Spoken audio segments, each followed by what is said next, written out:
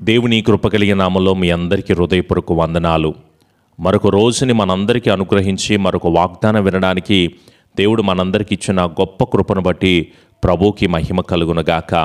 లేఖన భాగాలు తెరిచి కీర్తనలు 27వ కీర్తన మొదటి వచనము, యెహోవా నాకు వెలుగును రక్షణనయ్యున్నాడు. The Lord is my light and my salvation. Praise Lord. మనమందరం కూడా చీకటిలో, అంధకారములో, వెలుగు లేక మన బ్రతుకులో ఎంతగానో బాధపడుతున్నాము. అయితే ప్రభు ఈ భూమి మీదకి వచ్చి చెప్పిన మాట, నేనే మార్గమును, నేనే సత్యమును, నేనే జీవమును. ఎందుకంటే పూర్వకాలం ఒక మాట మాట్లాడుతూ ఉండేవాళ్ళు, అసతోమ సద్గమయ, తమతోమ జ్యోతిర్గమయ, మృత్యోన్మ అమృతంగమయ అనేవాళ్ళు. అంటే అసత్యంలో నుంచి మేము సత్యంలోకి ఎలా నడవాలి, మాకు ట్రూత్ ఎలా తెలుస్తుంది, నిజమైన సత్యము మనకు ఎలా తెలుస్తుంది, అలాగే చీకట్లో ఉంటున్న మాకు వెలుగులోకి మేము ఎలా నడిపించగలము, మరణాపాయ పరిస్థితుల్లో ఉంటున్న మాకు జీవంలోకి ఎలా నడిపించగలము అనే ఆలోచన చేస్తూ ఉంటున్న టైంలో యేసయ్య వచ్చి చెప్పిన మాట, నేను మిమ్మల్ని సత్యములోకి నడిపిస్తాను.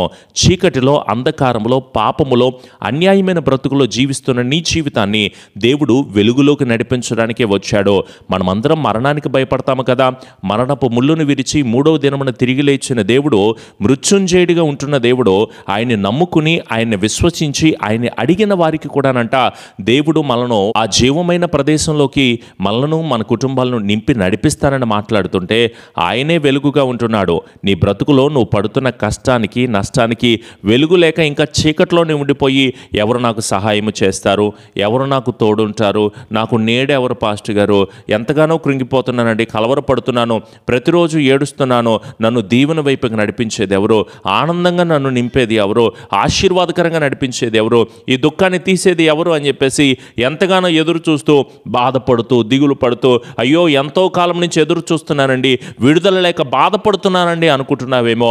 దేవుడే ఈరోజు నీతో మాట్లాడుతున్న మాట, పాపములో ఉంటున్న నిన్ను, అన్యాయములో ఉంటున్న నిన్ను, అక్రమమైన బ్రతుకులో జీవిస్తున్న నీ జీవితాన్ని అబద్ధాలతో, నీతి లేక, లోక సంబంధమైన విషయాలకి ఎంతగానో బందీ అయిపోయిన నీ బ్రతుకుతో ప్రభు మాట్లాడుతున్నారు. దేవుని దగ్గర మొరపెడుతూ మనం వేడుకుంటున్న ప్రతి విషయాలను కూడా దేవుని నీ జీవితాన్ని వెలుగుమయమై నడిపించబడును గాక.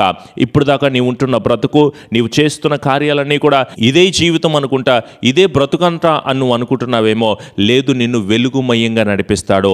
అత్యద్భుతమైన రీతిలో నీకు రక్షణనిచ్చి, విడుదల ఇచ్చి, కృప చూపి ఆశీర్వాదకరంగా నడిపిస్తాడు. నీకున్న కుటుంబ సమస్య ఏదైనా అయి ఉండొచ్చు, జాబు కోసం, సీటు కోసం, ఎగ్జామ్స్ విషయంలో, ఇల్లు కట్టుకున్న విషయాల్లో, వాటెవర్ నువ్వు పడుతున్న బాధ, శోధన, ఇబ్బంది ఏదైనా అయి ఉండొచ్చు.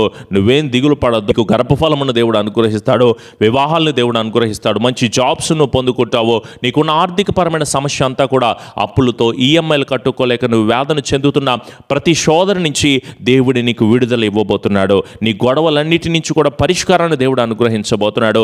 స్వస్థత, ఆశీర్వాదము, మేలుల చేత దేవుడు నిన్ను నింపుతాను, నిన్ను వెలుగైన స్థితిలోకి నడిపిస్తానని ప్రభు మాట్లాడుతున్నాడు. ఆయన మాట నమ్మదగినది. వాగ్దానము చేసిన దేవుడు నమ్మదగినవాడు. ఆయనకంటే నమ్మదగిన వారు ఈ భూమి మీద ఎవరున్నారు? మనుషులను నమ్ముకుంటున్నావేమో, వాళ్ళు నిన్ను ముంచేస్తారు.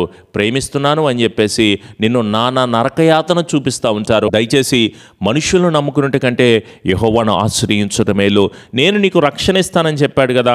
యెషయా గ్రంథం 59వ అధ్యాయం 1వ వచనంలో ఉంటుంది, రక్షింపనేరకు విన్నట్లు యెహోవా హస్తము కొరచ కాలేదు, విననేరకు విన్నట్లు ఆయన చెవులు మందము కాలేదంట. అంటే నిన్ను రక్షించాలని ఇష్టపడుతున్నాడు. నీవు ఆయనకు మొరపెడితే ఆయన నీ మొర వినాలని కూడా ఇష్టపడుతున్నాడు. కానీ మీకు ఆయనకి మధ్య అడ్డుగోడగా మారిపోయిన పాపాలు ఉన్నాయంట, దోషాలు ఉన్నాయంట, అతిక్రమాలు ఉన్నాయంట. మరి దేవుని దగ్గర అడుగుతున్నావా? పాపుల ప్రార్థనను దేవుడు ఆలకిస్తాడంటావా? అసలు పాప సహితమైన కార్యాలు చేస్తున్న నీవు మొదటిగా కన్నీరు కార్చి, దేవా నేను చేసిన తప్పులు, నేను చేసిన పాపాలు, నేను చేసిన అతిక్రమాలు చాలా ఘోరమైనవి ప్రభువా, దయచేసి వీటిని క్షమించు అంటే అప్పుడు నీ కష్టాన్ని, నీ కన్నిటిని, శ్రమను, నీ దుఃఖాన్ని దేవుడు చూస్తాడు. నీవు పాపాన్ని క్షమించబడకుండా దేవుని దగ్గరికి వచ్చి ప్రభువా ప్రభువా దేవా దేవా అన్న 40 సంవత్సరాలు చేసిన నీ పాపాన్ని దేవుని సన్నిధిలో ఒప్పుకోకుండా నువ్వు చేసే ప్రార్థన వృధా ప్రయాస మాత్రమే. నిన్ను రక్షించడానికి దేవుడు ఇష్టపడుతున్నాడు, నిన్ను క్షమించడానికి ఇష్టపడుతున్నాడు, నిన్ను ప్రేమిస్తున్న దేవుడు నీతో మాట్లాడుతున్నాడు కదా. నీ పాపాలను దేవుని సన్నిధిలో ఒప్పుకో. ఆయనే నీకు రక్షణనివ్వగలిగిన వాడు, ఆయనే నీకు సమాధానమునివ్వగలిగిన వాడు. కొంతమందికి రక్షణ పొందడానికి కులం అడ్డొస్తూ ఉంటుంది. మా కులమండి అంటే మనుషులు పెట్టుకుంది కులము, దేవునికి కులము మతమో ఉండదండి. మనం ఏర్పాటు చేసుకున్న ఈ కులాన్ని బట్టి దేవుని స్తుతించలేకపోతున్నావేమో, సృష్టికర్తను ఆరాధన చేయలేకపోతున్నావేమో, రక్షణ తెలుసుకోలేకపోతున్నావేమో, డబ్బును బట్టో, స్థలాలు పొలాలు ఆస్తి అంతస్తులు బట్టో విగ్రహారాధన చేస్తున్నావేమో, భయంకరమైన ఆచారాలకు అలవాటు పడలేవేమో, లేకపోతే చెడ్డ అలవాట్లకి నీ ఉద్యోగాన్ని బట్టి, వ్యాపారాన్ని బట్టి, నీ పదవును బట్టి, నీ హోదాను బట్టి, నీ వయసును బట్టి, లేకపోతే వివాహాల కోసమో అది మేము రక్షణ తీసుకుంటాం పాస్టర్ గారు అనుకుంటున్నారేమో. కాదు కాదు కాదు కాదు. మనము దేవుణ్ణి నిజరక్షకుడిగా అంగీకరించి మన హృదయాన్ని దేవునికి అప్పగించినట్లయితే ఆయన శుద్ధీకరిస్తాడు, పరిశుద్ధపరుస్తాడు. నీకున్న సమస్యలన్నిటి నుంచి కూడా విడుదల కలుగు చేసి వెలుగుమయముగా దేవుడు మిమ్మల్ని అందరినీ స్థిరపరచబడునుగాక. ప్రతి శోధన, ప్రతి కలవరం, ప్రతి ఇబ్బంది, ప్రతి వేదనకరమైన పరిస్థితులన్నింటినీ మార్చి లెక్కలేని ఆపదలు నీ బ్రతుకులో వచ్చినా సరే, అపాయాలు నిన్ను చుట్టుకున్నా సరే, దేవుడు మిమ్మల్ని రక్షించగలడు. లోకమంతటికి రాబోతున్న శోధన కాలంలో నేను నిన్ను కాపాడతానని చెప్పాడు కదా. క్షేమకాలమున మరణము నుంచి నేను నిన్ను తప్పిస్తాను, రక్షిస్తాను చెప్తా ఉంటుంటే భయపడకో, నేను నీకు తోడుగా ఉంటున్నాను. నీ ప్రార్థన నాకు వినిపించింది కదా, నిశ్చయముగా నీవు తప్పించబడతావో, విడుదల పొందుకుంటావో, నమ్మిక ఉంచు అని మాట్లాడుతూ ఉంటుంటే నువ్వెందుకంత కలవరపడాలి, నువ్వెందుకంత దిగులు పడాలి? ప్రభువే మనందరికీ సమాధానం అనుగ్రహించబడనుగాక. మన శ్రమను దీవెనగా, మన వేదనను సంతోషంగా, మన అవమానాన్ని రెట్టింపు ఘనతగా దేవుడు మనతో మాట్లాడుతున్న ప్రతి మాటను శ్రద్ధగా వినండి. యథార్థంగా బ్రతకండి. దేవుని దగ్గర యథార్థతే నీ దీవెనకి కారణమవుతుంది. నీతిగా బ్రతుకు, నీ నడకని మారుస్తుంది. నీవు దేవుని స్తుతి చేయి, నీ స్థితిగతులను మార్చేది నీవు చేసే స్తుతించడమో ఆయనకు చెల్లించే కృతజ్ఞతాస్తుతులు కదా. వాక్యాన్ని ప్రతిరోజు చాలా శ్రద్ధగా వినో, అది నీ జీవితాన్ని మారుస్తుంది. ప్రార్థన చక్కగా చేయి, నీ ప్రవర్తన మారేలాగా చేస్తుంది. గద్దింపు వినో, సేవకుడికి అనేక మాటలు చెప్తా ఉంటున్నప్పుడు, వాక్యముతో మిమ్మల్ని గద్దిస్తూ ఉంటున్నప్పుడు నిజమే కదా, నన్ను నేను సరి చేసుకోవాలి. సేవకుడు మా క్షేమం గురించే కదా, ఆశీర్వాదానికి అడ్డుగా ఉంటున్న వాటిని గురించేగా మాట్లాడుతున్నాడు. నా మీద కోపడితే ఏమొస్తుంది? నీ జీవితాన్ని సరి చేసుకుంటే నీ గుణము మారుతుంది, నీ ప్రవర్తన మారుతుంది, నీ భవిష్యత్తు మారుతుంది, నీ స్థితి మారుతుంది. నీవు అనుకున్న దానికంటే అధికమైన దీవెన పొందుకుంటావు. గద్దింపుకు లోబడని బిడ్డలకి శ్రమ కలుగుతుంది కదా. చెప్పినప్పుడు శ్రద్ధగా వింటే దీవించబడతావు, ఆశీర్వదించబడ. వినని జనులు నశించిపోతారు కదా. ఆయన దగ్గరే ప్రాధేయపడు, ఆయననే అడుగు.